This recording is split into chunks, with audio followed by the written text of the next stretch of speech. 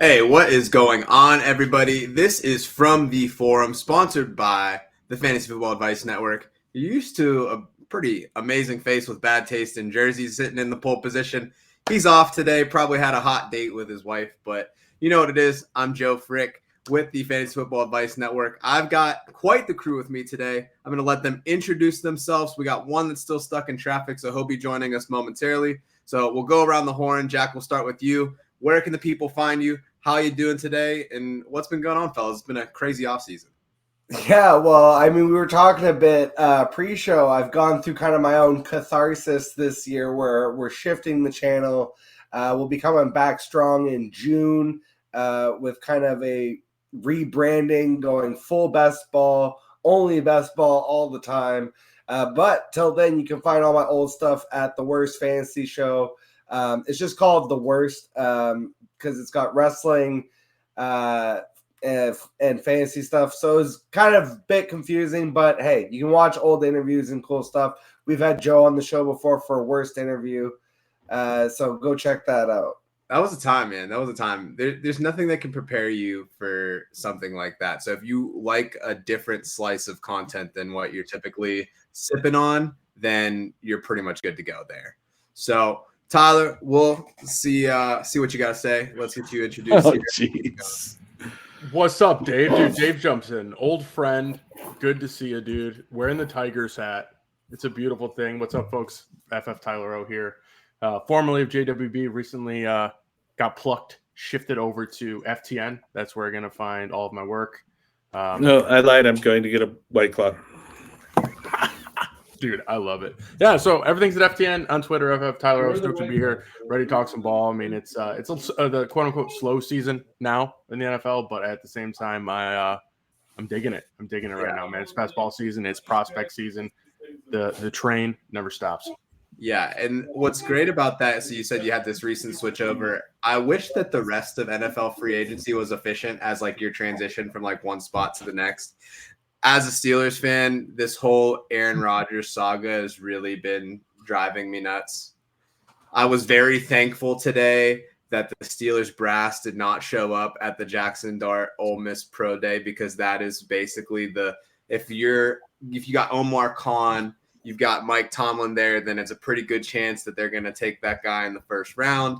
We passed that test. I'll sleep easy tonight. I guess that's where we'll start as Dave goes and gets his White Claw.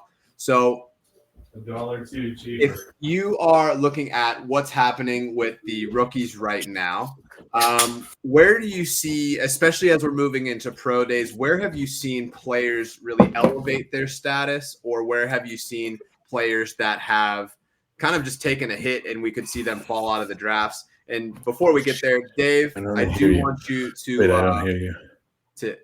Can't hear us yet? No? Possibly better? What? You hear us good? You good? Hang on. All right. Well, we'll keep rolling. So Jack, Tyler, Dave will be here in a second. We'll get him introduced. But where do y'all see the biggest risers, fallers from rookies? And then we can kind of go from there. I mean, I can start because I did my first view of the rookies all year this year. And the guy that really bounced off the page to me was a running back. This is like the very heavy running back class. I've heard lots of different names. And the guy that actually jumped off, I hadn't heard his name at all mentioned by anybody. It's Bashal Tutin out of Virginia Tech. This guy impressed me on so many levels. Like, he's not just a burner. I mean, he's a little bit undersized at 5'9", 206.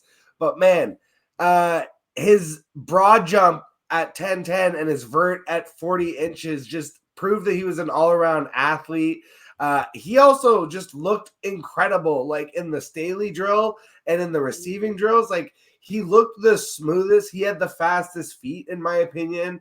That's something I always look for in running backs, especially is the footwork. Like, he just absolutely crushed every single possible aspect of this pro day. I think he might go day 2 now because of just how well he did. And considering that you have all these like huge names like the Judkins and the Omari and Hampton and like all Trayvon Hampton, like these guys all impressed as well. but I had not heard of the Tootin kid even at all. And honestly, his workout was arguably better than even all of the big names, including Jeanty, obviously, who didn't work out. All right, so this is a good segue for Dave. Dave, I know you're a big Boise guy, so let them know who you are, how to find you, and what is your take on this rookie class right now? What are you feeling about it? What are you thinking? Who's rising? Who's falling? As we're seeing some of this pro day info. I just have to make sure you guys can hear me right now. Can you hear We me can right hear you now? loud and clear. You look great. I hope the White right. Claw is delicious. Sorry, I was having some audio issues, and I apologize. But I didn't. You guys all saw me flip you the bird. I'm really sorry about that. That was rude. But anyway, yeah, of course, I am here in Boise. I live in Boise, and Ashton Jeanty is arguably one of the best athletes we've ever had at this university. He heads the class, but it's not incorrect to say that this class is deep. It's totally deep at running back, but Ashton Jeanty proved it, I think, the other day at his pro day. He showed what he had to do, and he showed that maybe taking the day off at the combine wasn't such a bad idea, which everybody was drenching him for here in town. They were saying, oh, you got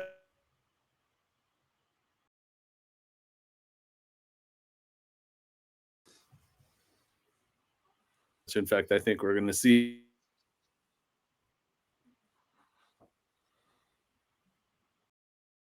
But Sweet. I'm sorry, Right, I was so Tyler, having seen a lot of head nodding with from you. audio. What's the rest of your question, I guess? Yeah. So let's jump in there. See where do you see that? You're seeing Ashton Jeanty potentially top 10 pick potential for sure. Does that something that you align with? Do you think that that's bound to happen? How high can we see him go realistically? Yeah. I mean, I think top 10 it's possible. I mean, for a running back that, it's not crazy. We've seen it happen recently, but considering what he was able to do at Boise State, the production that he had, I mean, it's tough to poke holes. I can't poke holes. Like part of me, and all the respect to Dave, like, there's a level of competition. That's something I always care about. Boise State plays good games, but it's not, it's not the SEC. It's not the Big Ten, but that's not enough for me to come off of Jeanty from everything that I've seen. Like he continues to prove that he is the best running back in the class. He's probably one of the best running backs that we've seen probably the last like 4 or 5 years. So I think it definitely deserves to go there in the top 10. I think I wouldn't say it's more than likely, but if I had to be a betting man, I would say it's possible. One thing that scares me as a Lions fan is if the Bears decide to take that swing at the 10 right there. They're already putting together some really good stuff. They already took our offensive coordinator. The offensive line's coming together. For them to grab Jeanty at 10, it would be great for fantasy, but bad for my football fandom.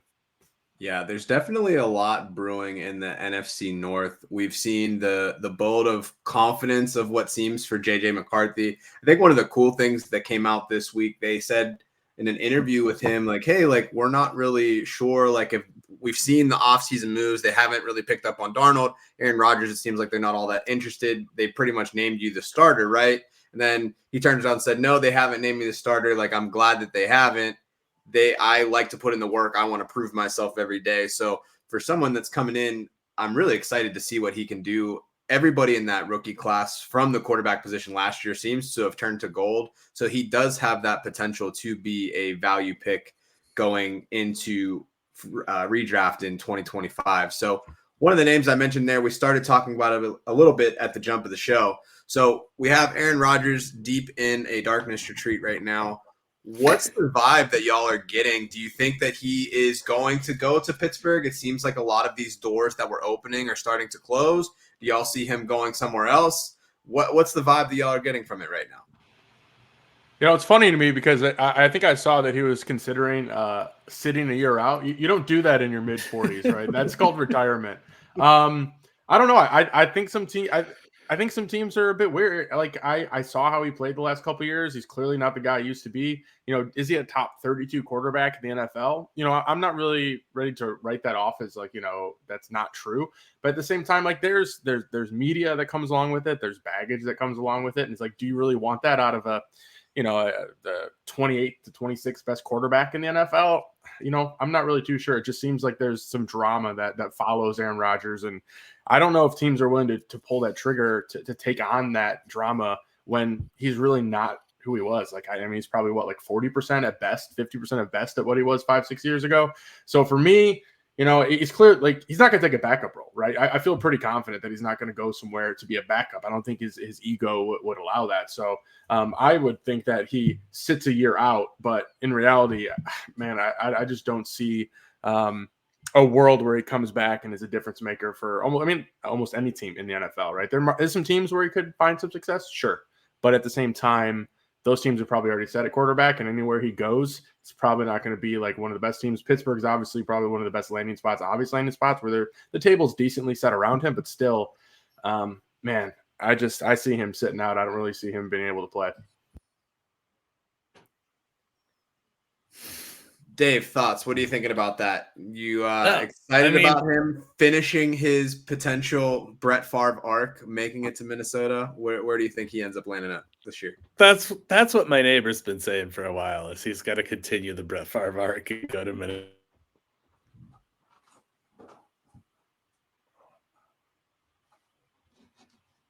On my notes, but he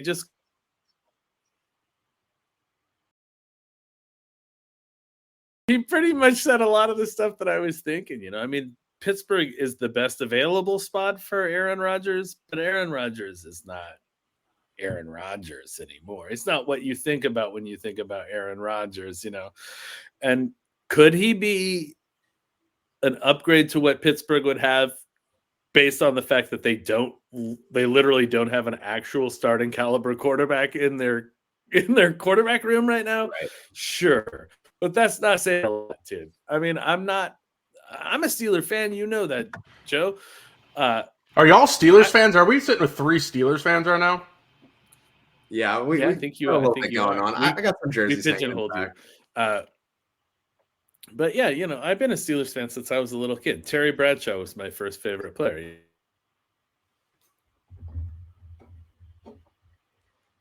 You're Terry Bradshaw, and that's how I became a Steelers fan. I'm Terry.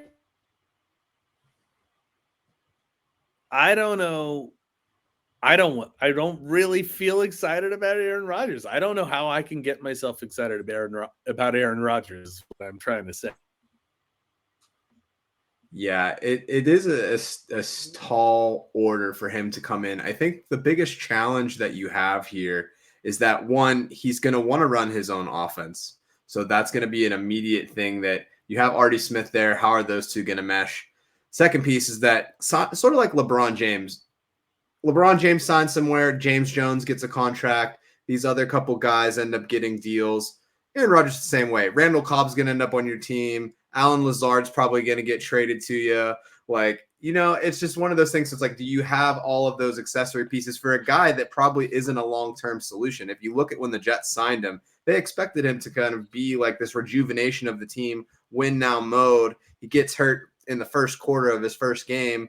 They kind of stick around with it for the second year to see what they have. But yeah, like you're saying, he's a bridge quarterback at this point, probably better than most bridges that you would see. But the spots are kind of drying out. I think he wants to play, but it's like, is it worth it? I don't know. I don't see him getting more than $25 million on the market, which is probably way less than he's wanting to take on. He would never take 20. I don't think he would ever take. I don't think he would do it. Yeah, I don't think he how would. much of the ego will he allow him to take? So, Jack, bring it home. Where do you think he lands?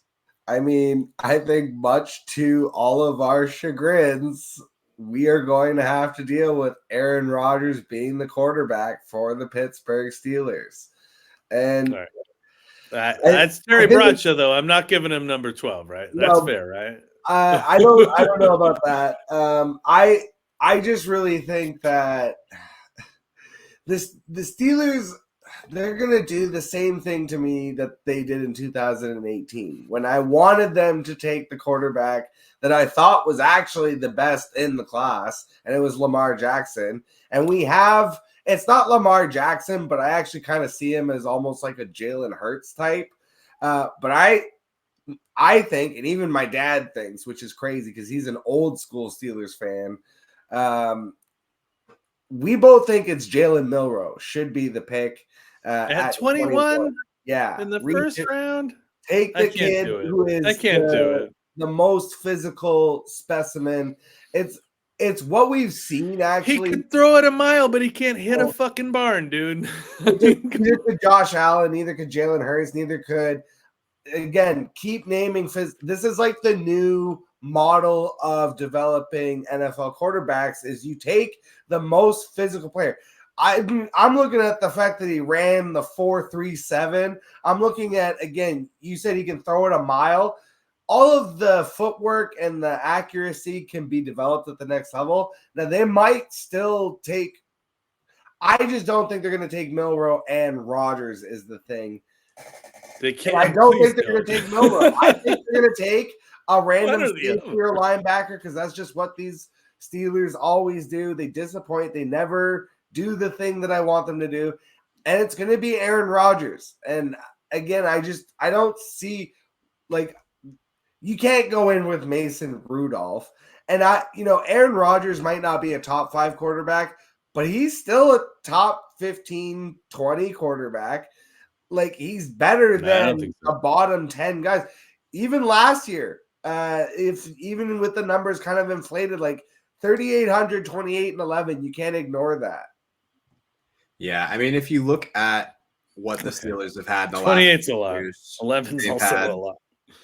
What? So 11 interceptions on a season compared to like Jameis Winston, for example, or any other number of quarterbacks that throw 15 plus interceptions a season. Like actually 11's manageable. And I think you take him off the Jets, who are obviously a dysfunctional organization. And this is the thing of why I think it fits too, is because if there is a coach, there's only a handful of coaches in the NFL that could handle Aaron Rodgers' ego. And Tomlin, I think, is one of those few coaches where it would fit because he can keep it in check. I actually just think like if he comes in and plays as a kind of game manager for an Arthur Smith system, which relies mostly on 2 tight end anyways, like they run the highest percentage of 2 tight end in the NFL. It's a lot of run game stuff. Like Rodgers meshes well with the system that they want to run, with the coaching. Like it's actually weird that he fits kind of well with Pittsburgh, except that he's kind of an a-hole. Yeah. So throw Rogan aside. I want to come back to what was being discussed because I think this is a very interesting point, and I think that there's a little bit more of a fantasy segue into this. So one of the things that you mentioned, Jack, is that you think somebody like a Milroe could be in play for the Steelers at 21. So if we're looking at the board of Superflex drafts right now, so you have Jeanty, Tet, a lot of questions about what's going to happen with Travis Hunter and what position he's playing. And I feel like this is one of those years where a quarterback isn't necessarily being considered like in the top 2 or 3 picks. Cam Ward's being floated a bit there. If you see someone like a Jackson Dart, if you see someone like a Milroe get first-round capital in the back half of the round, how does that shift the way that y'all are approaching going after them if you are willing to go after them in a dynasty format? Excuse me. Sorry about that. I mean, I'll just tack on to the Milroe point. I think that this is a very much depends answer because in dynasty, you're either rebuilding for the long term or you're competing for the most part. And if I'm rebuilding for the long term, whatever capital that I have to invest, like and again, this was my first day of going through all the rookie stuff. I've identified Jalen Milroe as my guy. I think out of the quarterbacks, regardless of where they get drafted, even if he slips to a day 2 pick, I think in 5-10 years, we're going to look back and say, oh, he was actually the best quarterback in that draft. It might take him a year or 2 to develop into that. I think, especially the running quarterback hack for fantasy, like I'm taking Milroe above all these guys. I might not have to take it. Now, that doesn't mean I'm going to take him at the 101 in a super flex if Cam Ward is the one that's drafted to the Titans. You just can't. But I don't think I would necessarily be sold on Cam Ward either. I might take Jeanty at that spot. I might not be sold on taking the quarterback at all. But when I'm looking at kind of where these guys get drafted and where I might have to take, like Milroe is going to be my target, which would mean to me like, okay, then I don't have to take Ward at 101 in a super flex. Sure. I believe so wholeheartedly in this other guy. And even Jackson Dart, who, we were talking about the pro day before, he really did impress a lot at the pro day. They commented weirdly a lot about how he was chewing gum quite literally and just seemed really chill while he was going through his throws. And I think it does kind of display some of the mental acumen and how he is more of like a traditional pocket quarterback. And I think a lot of NFL offenses still value that incorrectly because, again, like I was discussing, I think Milroe is the hack. It's the Josh Allen hack. You take a guy who is just the most physical and you develop him into an NFL quarterback. No, for sure. I think probably a decently hot take here. We can go down this rabbit hole if y'all want to, but Jackson Dart's my QB1 in this class right now. If he gets first round capital, I'll take him pretty early. I love Tet. Like I think he's clear far and away, probably easily my favorite wide receiver in a tier of his own. Just like Jeanty is. Like Jeanty is a different tier of a player than Tet. Don't get me wrong. Those are two guys that I'm very much like. These are tiered out like because of I would consider this a decently weak quarterback class. It's probably better for fantasy than it is in real life. It's definitely one of those years where I could see myself not going quarterback at the 101 in Superflex, which is kind of crazy to say out loud. But at the same time, it really depends on the structure of your team. But for me, Jackson Dart getting first-round capital, I'm kind of banking on it, to be completely honest with you. And I think one of the things that really stands out, and I think Jack did a good job kind of teeing it up a little bit, is the rushing. I mean, you look at Jackson Dart, I think in his last 3 years as a starter, he averaged 500 yards rushing every season, right? So he can scoot. Like he's not like a rusher like Milroe. Totally understand that. Right. But he's way more of a rusher than Sanders is, way more of a rusher than Ward is. He's kind of I think he has the ability to get you that kind of floor of like, he rushes, 30, 40 yards a game. Could easily see that happen. The guy can move. So I think there's value there as him adding value as a rusher. And in fantasy, you either have to be, in my opinion, an elite passer that doesn't rush, or you have to have at least a decent rushing floor to like have pretty good value. And I think Jackson Dart can get that. And if he gets that opportunity at the first round draft capital, he is a guy that I could easily see myself drafting early. And then to talk about the Milroe thing, it's a really good point because I think he's a horrendous thrower. I think he's a terrible passer. I think somebody, I don't know who said it, but they called him a regular size Anthony Richardson. And like that really resonated with me because I've been off Anthony Richardson forever. And so far, I think I've been pretty right? It's not good. And I think that's kind of what you could expect from a passing lens. He would kill the wide receivers, might be able to prop up one guy. But if he gets the opportunity and he starts, I do think the rushing could be there. So it's a really interesting opportunity. Does Milroe sneak into the first? I think Jackson Dart has a better chance of landing in the first round than Milroe does. But if they're both in the first round, I don't think we can ignore it. Jackson Dart's my favorite quarterback in this class. He's got a rushing floor.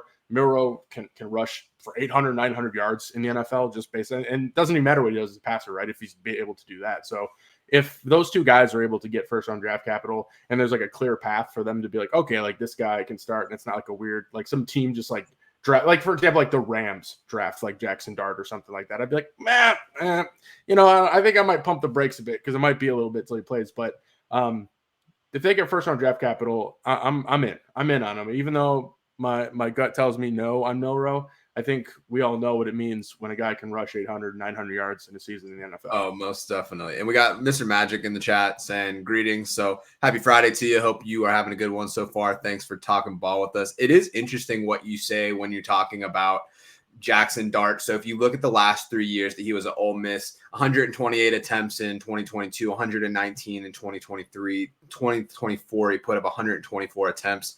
Even if he's not running at a large clip, he does keep it honest. He does have that mobility. So I do have interest at that point. I am not a big Jackson Dart fan. I don't think that I caught that from the beginning. I don't think I'm a fan from like a dynasty perspective, but if he is going to have like a good opportunity in redraft somewhere, that's where I would see it more. I don't have a lot of confidence in any of the quarterbacks in this draft. I don't think it's a position of strength. That's fair. So for me, it's like, all right, let me attack the positions of strength and deal with quarterback next year at another time. So, I think I would be like, if these quarterbacks were in this like last class, like Yeah. I probably would put like Penix and Bo Nix, who I was low on Bo Nix, and then most people were. I You know was what as mean? well, for sure. Yeah. Yeah, a lot of people were low on Bo Nix. Most people were low on Bo Nix. Like, there's going to be people who are right about that for sure. But I feel like the majority of people I talked to were low on him. I counted them out. I was wrong. But I probably still would have put Bo Nix above the rest of these quarterbacks. Yeah. All right, Dave. Anything else? Otherwise, I've got like a layup for you.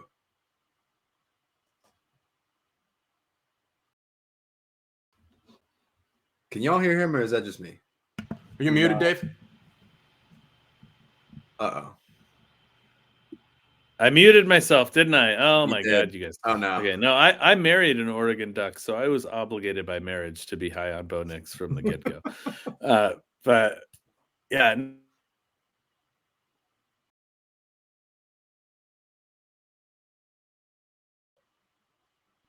Another quarterback pretty damn soon. You know, that's how it's going to go for you. All right, so Jackson Dart. Jalen Milroe in the first round is ludicrous, if you're asking me. But yeah, no, I don't like any of them in the first round.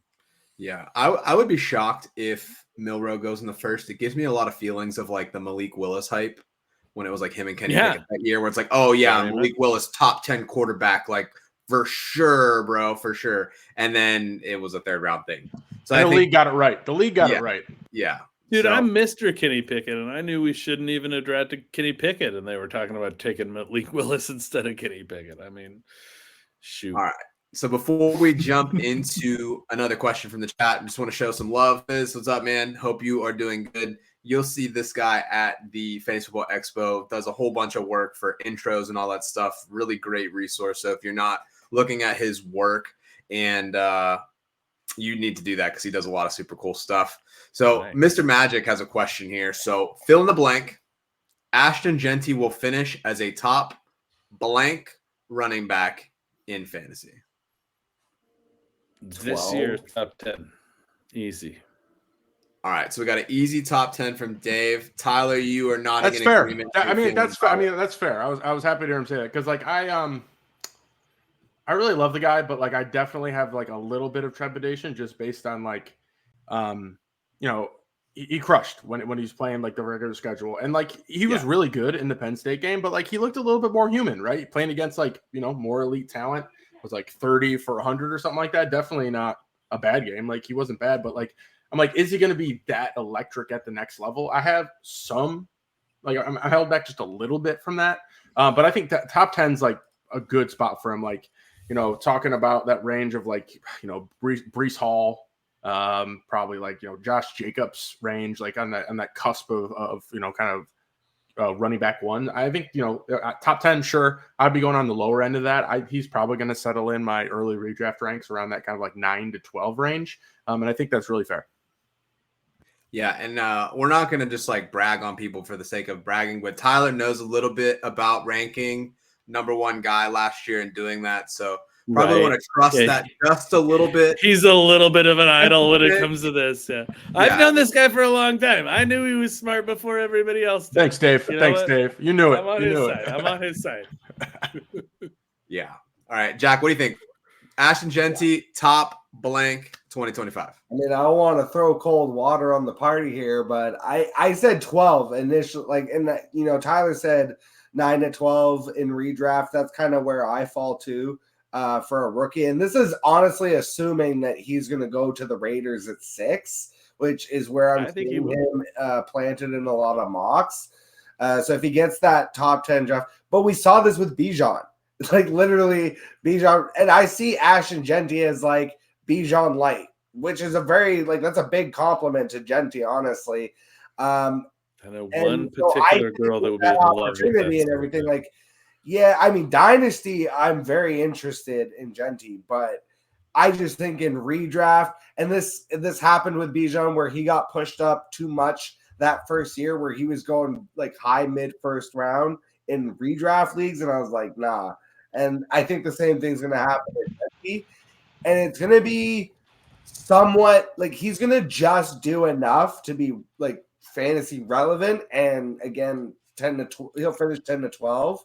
But if you take him at like 106, you're going to be like, I don't know if I like that pick. Yeah, it's going to be very interesting to see. I like to pull up different ranking sites when we're talking about this stuff. One of my favorites to use during draft time is the Draft Sharks ranking list. I feel like they have a pretty strong set. Right now, they have him listed for their redraft full PPR RB6. So he's going ahead of people with the likes of Derrick Henry, Devon Achane, Breece Hall. I feel like that's a bit rich in my opinion. I would be taking someone like a Kyron Williams for sure over him, who they have at RB13.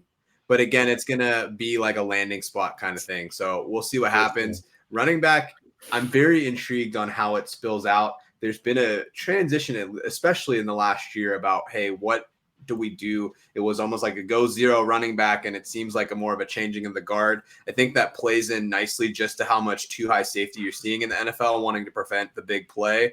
People are getting smaller to try to handle the passing attack. And to be honest with you, the quality of quarterback has diminished since we had so many of these great quarterbacks retire. So you're seeing a much more of a return to the run game. I think that's going to translate into fantasy as well. And you see teams that did well, especially last year, really leaned heavy on running backs, so they found gems at the right time. So we'll see what happens. Let's keep it going with questions that we got in the chat. So we got Fizzle Dallas. He says, where are we at with Tet? Tyler, I know you mentioned earlier that's still your guy. Same for Fizz. There's been a lot of pushback over the last couple weeks.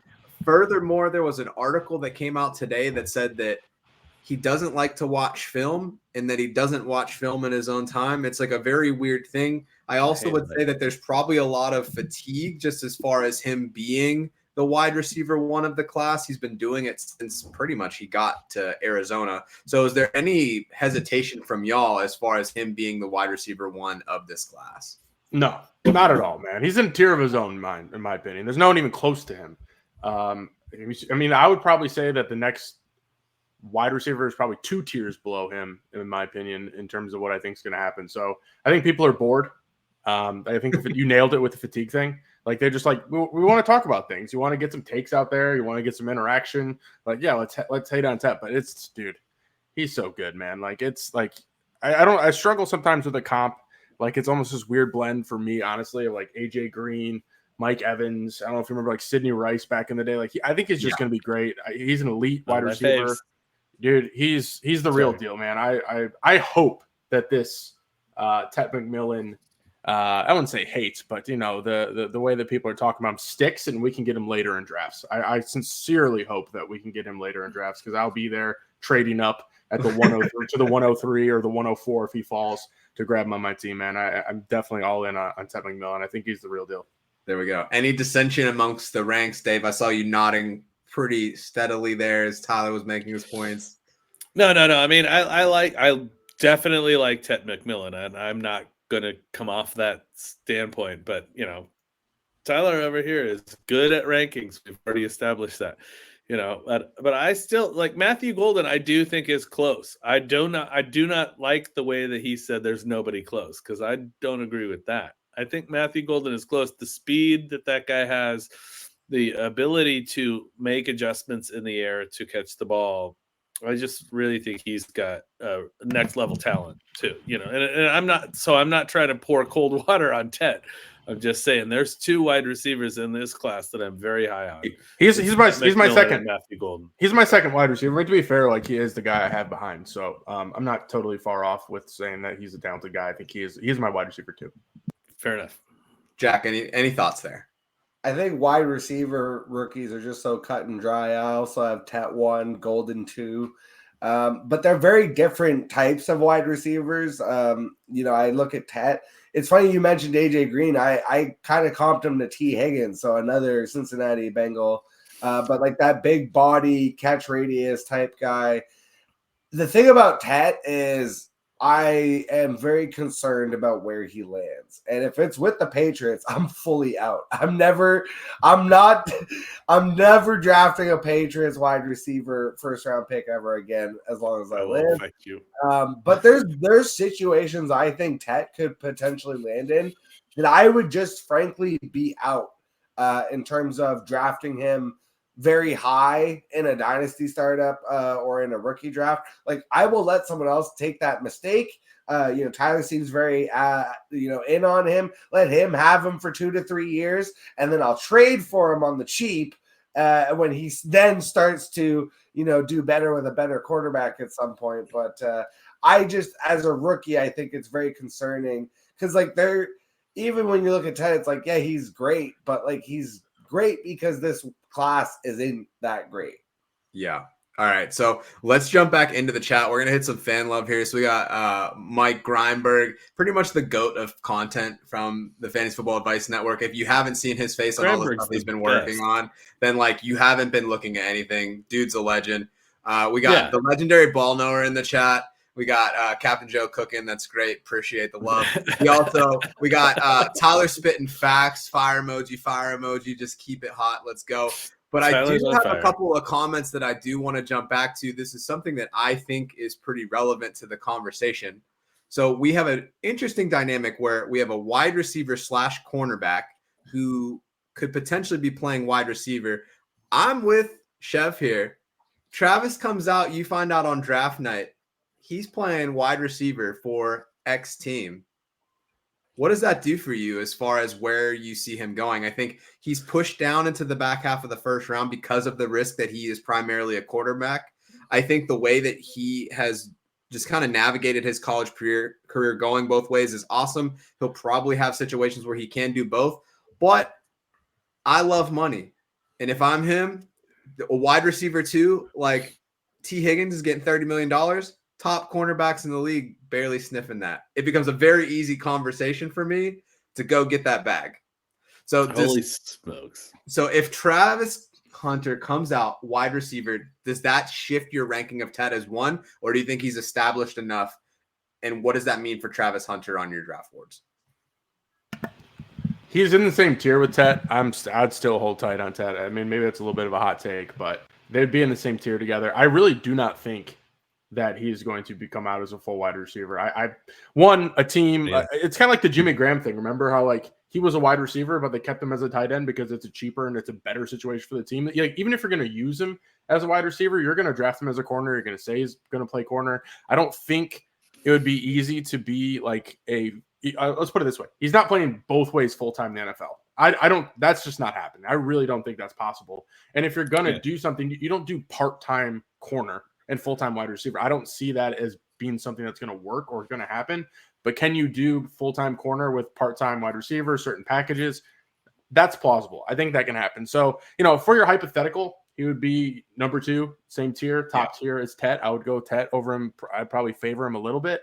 But at the same time, man, I think it's unrealistic to think that he's going to be in a world where he's just a full-time wide receiver and doesn't play cornerback reps. I mean, I haven't seen anything to even suggest that that's going to happen either. So it's a really tough eval for me. And I guess I'm kind of taking the stance in my ranks. And now until I get something super concrete that, he's a guy that's just going to be a part-time wide receiver. And for fantasy, man, that's just not something that I could bite on. Yeah. All right. Good deal. All right. So I've got a 2-parter with comments that we've had. So, we got Chev in the chat, Chip Kelly, Jeanty feeding families in 2025. We love to see the families eating, but we also had a question in the chat. Where other potential landing spots do we see besides Vegas for Jeanty? I know that y'all brought up the Bears a little bit at the 10 spot. Where else do we see that potentially happening? Can I jump in first? Yes, you can. Because if Vegas passes on him, it's Dallas, and there's no other option. Dallas isn't going to pass on him, so it stops there. That's what I think. Yeah, I think Bears at 10, and then I think top of the line Raiders. He could fall to 10 to the Bears, and I don't think he gets past Dallas either. Not in Jerry's world, man. He's not passing that up. There's just no chance. It is interesting. I mean, they signed folks in the offseason, but they weren't long term. They weren't big money. So they're not gonna have any holes to start the season, but they definitely don't have a long-term solution. I do wonder with Zach Martin retiring, the depletion of their offensive line, which was such a strength for so many years. Do they have the luxury to take a running back at that point when they only really have a 1 wide receiver, a tight end, and then $50 million man, Dak Prescott? I feel like running back, it would be a very Jerry Jones thing to do, but will Jerry protect himself from himself? Jeanty, I want to throw a Jeanty's monkey family's wrench in Dallas. He doesn't want to move them. He wants them to all stay there. I'll throw a monkey wrench in because you kind of mentioned weaponized incompetence from some of these organizations, and bad organizations make bad moves. What if the Panthers at 8 decide, hey, this Brooks guy we drafted is basically dead in the water. Why don't we take Jet? I'm just saying that would be a hilarious Oh my thing gosh. if they took Jeanty at 8, the Panthers. And John Arrington's head explodes. Yeah, I would. Man, it's definitely plausible. I mean, you're not wrong about that. I mean, it's on the table. It's on the table. All right. So, yeah, I think it's going to be interesting to see. Another one that not a lot of people are talking about that I could potentially see is the Saints. I think they have more pressing needs, but with Kamara getting up there in age, they haven't really seen a lot from the other options that they've had as more of the thunder to the lightning that is Alvin Kamara.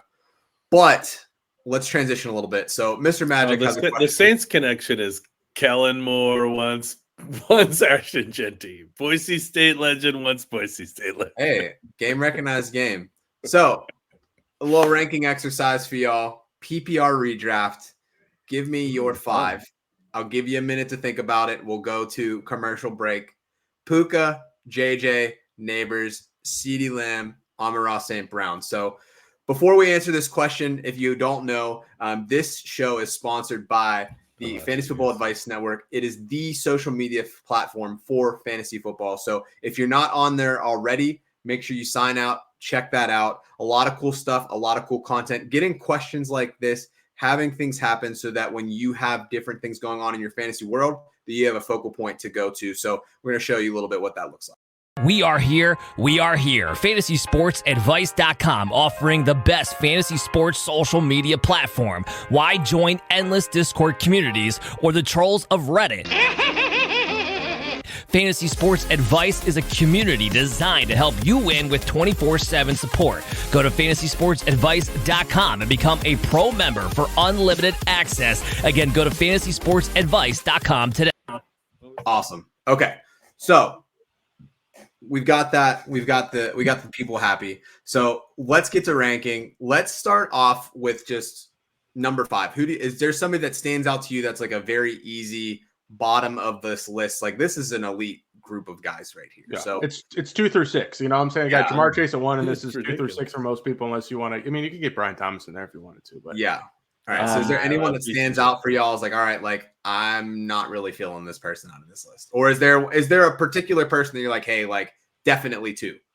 Or that's Neighbors. Oh, I mean, sorry. Jefferson is at the top. It's funny that Mr. Magic threw Jeff and Chase are like the top tier for me. Like that doesn't get any better than those two. So it's Jeff, and it's really the conversation comes down to these 4. But we don't have Chase here.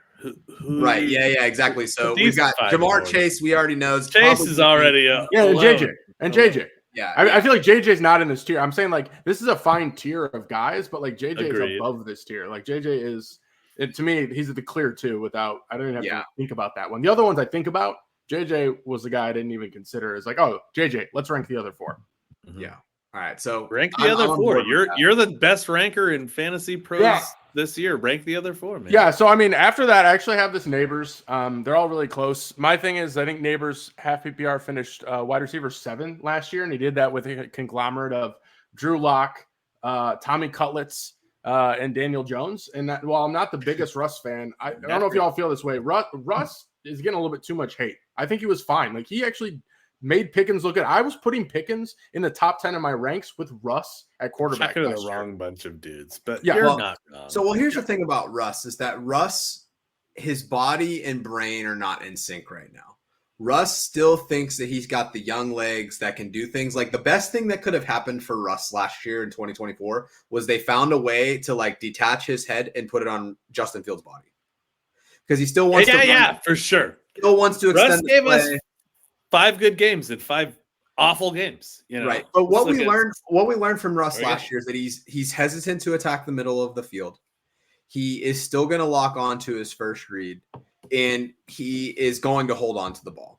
I think Dable is smart enough to say, hey, we're going to run this offense through Neighbors. There's not really much else there right now besides Tyrone Tracy. So I think that from what they had last year to this year is definitely an upgrade. We'll see what happens. I know there were a lot of people that were ready to sell their soul for Neighbors after the Jameis Winston signing, and then it fell back to earth a little bit with Russ. But I think at worst, it's a net neutral move from last year. Even if Russ sees a decline like in the deep ball, he threw the ball really well deep last year. I don't know if that's going to be their game, but yeah, I think Neighbors is going to be more than fine. He also missed some time last year as well, so we'll be interested to see.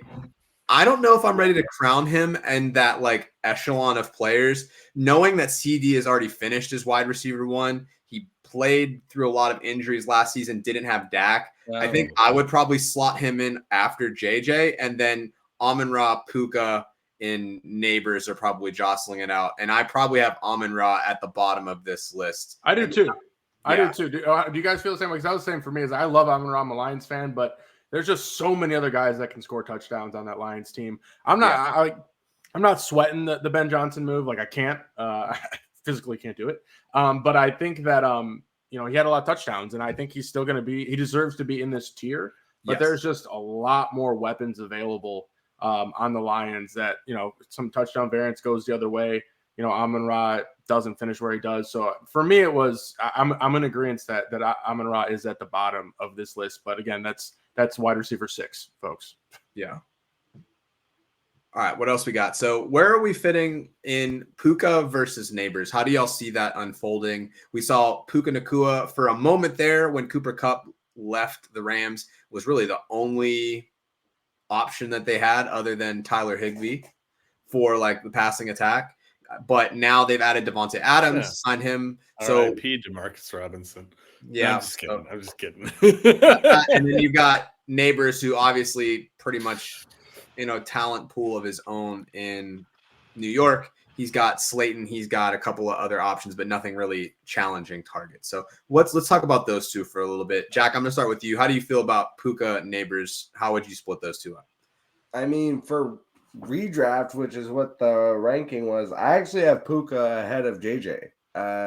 So I would have Puka, JJ, Neighbors, Amon-Ra. So I think I have pretty much the same as everyone, except that I have Puka and JJ flipped.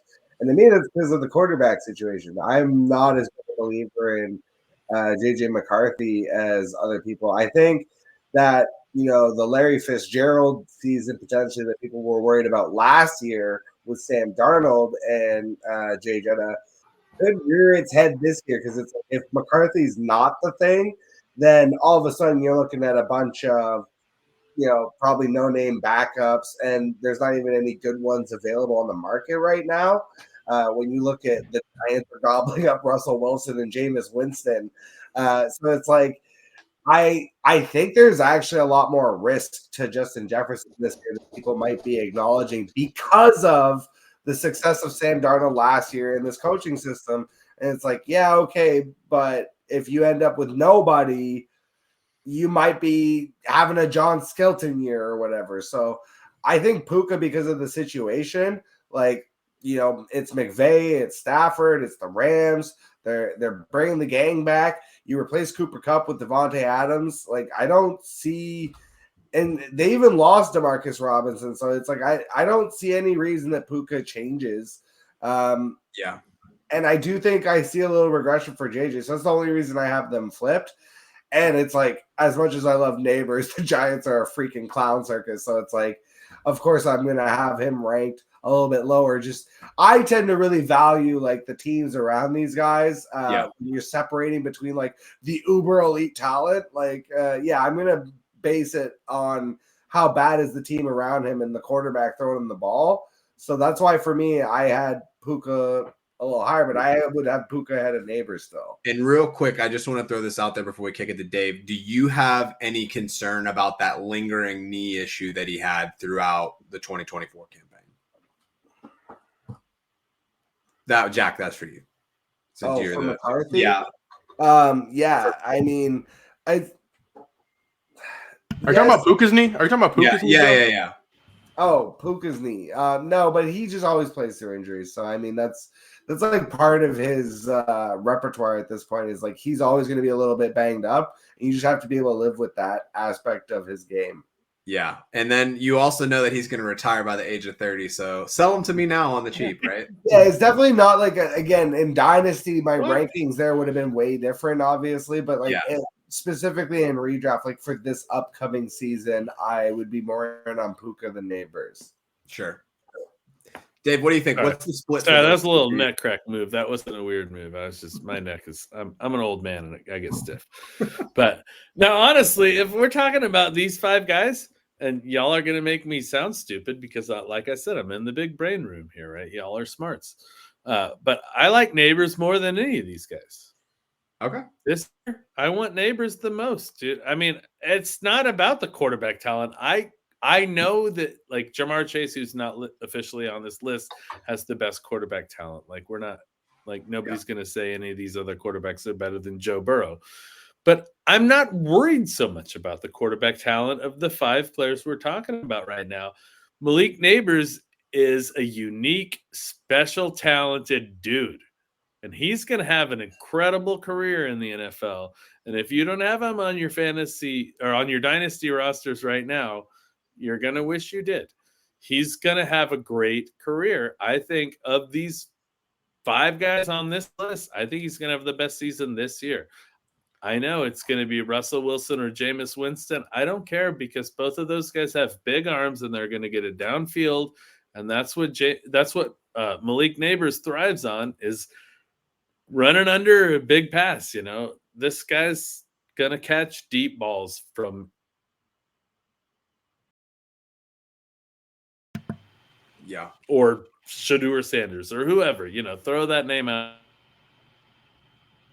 Neighbors is going to succeed in spite of, I don't know what I'm trying to say, regardless of the quarterback talent. Yeah. All right. So one of the things that's been kind of popping up in the chat is Brian Thomas Jr., electric rookie season. The rookies last year just really showed out from the wide receiver room, which is funny because the one that was the safest of the bunch, Marvin Harrison, not even being talked about even in year 2 in this conversation. But would Brian Thomas Jr. slot in above any of the guys that you have listed? Do you think he's in that separate tier? I probably have him in the next tier below these if I was thinking so, but he's not far behind at all. I still have a lot of faith in Trevor Lawrence. I think they'll figure it out with the new kind of coaching regime that they have. So what do y'all think about BTJ? I have him above Lamb and Amon-Ra. Like I was the BTJ guy last season. I had him 3rd, and even that I thought was being conservative only because I was counting the generational talent of Marvin Harrison Jr. and the fact that Malik Neighbors exists. But I was so in on Brian Thomas Jr. Like I have so much Brian Thomas Jr. in redraft and dynasty last season, and it helped me win multiple championships. So yeah, I was all over BTJ. I think again, it's just like he was a guy that I was like, oh, he's just a dude. Like he is just a guy that's just the way Mike Evans was able to kind of just put together 1,010 every single year. I was like, oh, BTJ is that kind of guy. Of like, it almost doesn't matter, you know, and you give him a quarterback with any talent, like it's going to be ridiculous.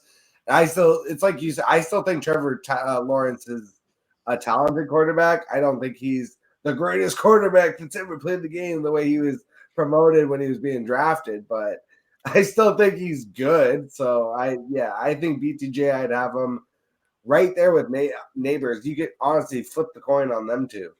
Yeah, it's funny. I think in 10 years, we're going to be looking back and saying, how did that LSU team lose a game when you had Jaden Daniels, Malik Neighbors, Brian Thomas Jr. all on the field all the time? And that just speaks to how tough that defense was that year for LSU. So we'll see what happens. So we're getting close to the top of the hour. Just wanted to drop y'all with some news, but Fizz said that the Cowboys are going to be boring defensive line, offensive line. Where we're going to close the show today, we've hinted at it a little bit, but Stephon Diggs goes to New England. He signs this 3-year deal, $69 million. Nice. Really a 1-year deal, opt out if it doesn't go well. What are y'all thinking about Drake May? What are you thinking about this revamped New England offense? They have an opportunity at the 104 to maybe further boost that with a Tet McMillan, with the Travis Hunter. Where do y'all see this offense evolving? Is there anybody on that team worth a ride in fantasy redrafts for the coming year? Oh, man, I love this offense. I love this New England offense with the addition of Stephon Diggs. Like, maybe I'm the stupid one. Again, I've said before, I'm in the room with the big bands here, but I love this offense, and I love my man. I've loved him since day one, and I'm on record again and again. I love Ramondre Stevenson because of this, because the passing threat in New England is going to be more legitimate. It's going to open up the space for Ramondre to do his work in the run game. And I think Ramondre Stevenson is going to be one of the better values in redraft among the running backs in the entire league this year. So you think he's going to be able to hold on to the football this year? Oh, yeah. 8 fumbles last year. You think he's going to fix it? Fumbling. Yeah, I get it. No, I don't think that's going to be a continued problem. I think he's going to hang onto the ball, and I think he's going to thump. Because Ramondre is the thump guy, and he's going to get an article yards after first contact. I saw an article that did a historical look. It was talking about Ramondre Stevenson. It was the player that led the league in fumbles in the previous season. Like the most that they had the next year was like 2. So right there you go. He'll figure it out. So what about fumbleitis is kind of a mystery. It's not a real thing. You know, you struggle with it, then you learn to deal with it. Hopefully, But. Tyler, what about you? Is there anybody in New England that's piquing your interest? I'm generally in on Diggs. Like, I think 100 catches, 1,000 yards, maybe like six touchdowns. What was in reach? Like, he's not the elite guy he was before, but like, if Diggs is sitting there in like a pretty fair spot, I'll be honest, I haven't adjusted my ranking since the signing yet. I got to do that. But I'll have interest in Diggs. Certainly. I mean, definitely don't think he's washed. I'm not as in on Ramondre as Dave is, but I think he can be fine. I mean, I think for me, it's Drake May. I think he's definitely like a fine option in 1 QB leagues. If you wait till the very end, definitely still like him in your super flex leagues. He does have that kind of rushing upside to him. And Hunter Henry will always be probably one of my favorite streamers every single week. If I need one on the waiver wire. Yeah. So, I mean, like it's better. I think it has an ability to be, at least an average offense with the way things are kind of shaking out right now. But I could see myself rostering a decent amount of Drake May, decent amount of Diggs, probably some Hunter Henry if I absolutely need to. And I mean, it's ascending, right? But it's really had nowhere to go but up. They'll score some points. Yeah, and Stephon Diggs right now, I just looked it up on Underdog Best Ball Rankings, wide receiver 56. With an ADP of 111, so yeah, I'll be taking him there. I'm good with that. I took him on Wednesday on a live basketball show over at Fantasy Alarm. So I mean, I'm fine with it. I think he could command some targets for sure, and Drake May can get him the ball. All right, Jack, bring it home for us. Anybody on the Patriots? I feel like the vibe that I get from you is that you're pretty anti-Patriot, but what do you got for me? I'm good. No, but for real, like I think rostering Patriots players is the reason I don't want to play season long anymore, and I prefer best ball because let me get Stephon Diggs at wide receiver 56 and not have to decide which week I have to fit him into my lineup. Because I'm pretty out as far as redraft and dynasty on Patriots players. I'm not a Drake May guy. I'm not as sold on him. Just because I just don't see the upside in a Mike Vrabel Patriots offense. Like he's not Tom Brady. So I see the value of like, okay, great. He can be QB 15 to 20. I don't see how that's like an aspiring thing to be searching for in fantasy. I want the guy that can, honestly, I would rather have Justin Fields for next year in fantasy and just pure fantasy than Drake May. And I don't think it's close. No, and I think that's pretty fair. Look, I'm just going to look real quick at the QB ranks for best ball right now. So Justin Fields, Drake May, actually 15 and 16 respectively. Drake May's 15, ADP 119. Justin Fields, QB 16 at 121. I do think Drake May has some sneaky rush upside. He ran quite a bit at UNC. I think I'll probably be taking a swing at him. Obviously, in a nutshell, we've seen Justin Fields be like a QB1 already And whenever he is playing, it seems like he does have a lot of security, at least for 2025, with the guaranteed money they threw at him with the Jets. So he's going to be on the field. I don't have faith in him from a dynasty perspective. I'd be looking to sell high. But I do think in redraft, I would rather take someone like a Justin Fields than pay a premium for the kind of like the top 3-4 guys that you typically see. So did you all want Fields back in Pittsburgh? Was that like kind of plan A? Yes. That would have been my choice. Yes, for sure. Yeah. And I think from what I know of the situation, they offered pretty much what he wanted, and the Jets just kind of blew the offer out of the water. But it's just weird. I don't think that they really expected anything to go the way that they did last year. Like, I don't think they expected to get Russ for $1 million. I don't think that they expected Justin Fields to get traded for like a 5th round pick or whatever it was. Like, it all was just kind of this like random thing that happened. But I don't think that they viewed him as a QB1 like long term. It was just like, all right, you're a bridge, we're going to give you bridge money, and he's not going to ever view himself that, which I would expect a professional athlete to be like, yeah, I'm good at this. That's what you're right about. Yeah, I wanted them to give Fields a 1-year prove it deal and then draft John Mateer next year. That's what I wanted the Steelers to do. There you go. There's still time for the second half of that. All right, guys. So we have been going at it for about an hour. So I'm going to let y'all get on with your weekends. Before we drop off, first, I just want to say thank y'all for having you on the show. Always fun chopping it up, talking ball with y'all. The other thing that I think is also really important is to let people know where we can find you so we can help see your content, support your content, and be involved with that. Because I think one of the best parts of this community is being able to learn from other people. So we'll start with Jack, go around the horn. Let us know what shows you're doing, where we can find you, whether it's X, Blue Sky, Facebook, Smoke Signals. What do you got for us? Well, I'm not doing anything right now. Actually, I'm on full hiatus through the rest of other sports. I'm even in golf right now in these best ball streets. Yeah, you have a different level of sickness if you're playing fantasy golf. So, like, the fact, you're not on a hiatus. You're trying other things. Yeah, I'm just fully in these best ball streets basically for other sports is what it is. So I'm on a football hiatus, but you can find all my old interviews that I did, which were great, the worst interviews.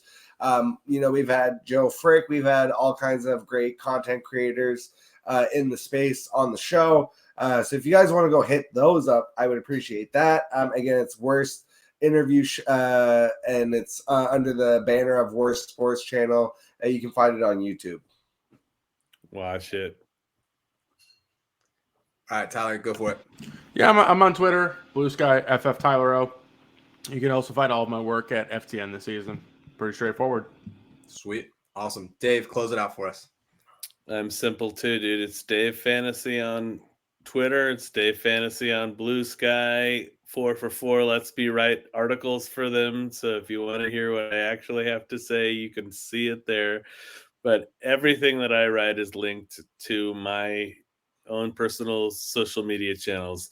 You follow me on X, Twitter, Blue Sky, whatever, you'll find out what I'm doing. Thank you. Awesome. And Dave, knowing that you write for 4 for 40, you can't talk about being a small brain in the room. So we're going to remove all of that from the record. But that's going to do it for us from the forum, sponsored by the Fantasy Sports Advice Network. I'm Joe Frick. It's been a pleasure, y'all. We will see you next week.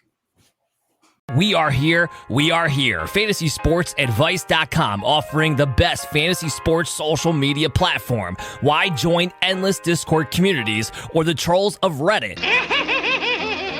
Fantasy Sports Advice is a community designed to help you win with 24/7 support. Go to FantasySportsAdvice.com and become a pro member for unlimited access. Again, go to FantasySportsAdvice.com today.